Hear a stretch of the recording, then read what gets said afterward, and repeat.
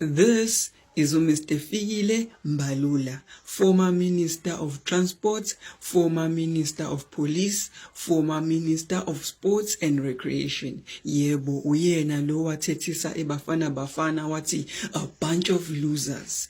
Mr. Fikile Mbalula is very good at hiding indaba zakhe, but I'm also very good at finding out the truth. So asiqale lento ngokuthi Mr. Mbalula had a problem. Outside of isikhundla sakhe asibambile kwi-ANC, outside of iposition anayo in the ANC, Mr. Mbalula is living a very luxurious lifestyle.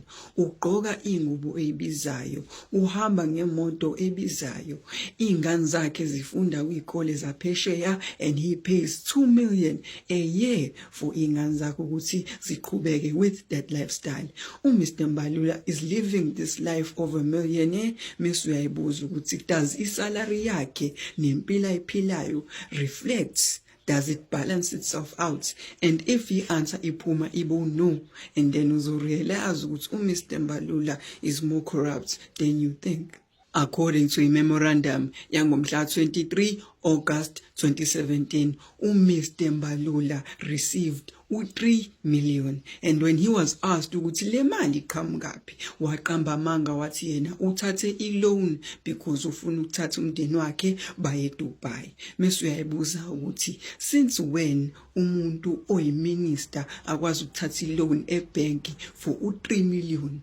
And then wahamba waya kwi-vacation nomndeni wakhe eDubai. Khona ngisho ithombe that proves that. Akekho umuntu wabuza ukuthi le mali ngempela iphumaphi. Leyo case ayilandelwanga.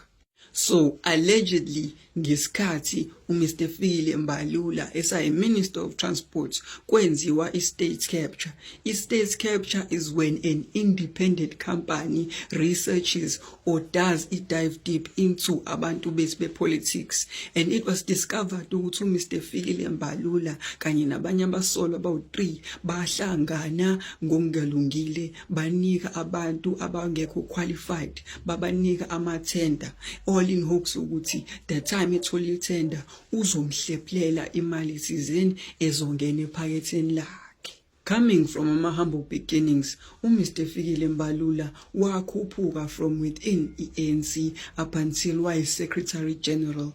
Secretary General, that means une access to ama funds ANC, une access to imali donatwa abantu towards the ANC. Mesu uyayibuza ukuthi umuntu oyiminister uafoda kanjani ukuthi izingane zakhe zifunde phesheya kwilwandle? Uafoda kanjani ukuthi yena uzoba nezimoto zamala uzohlala kwimuzi oyimention?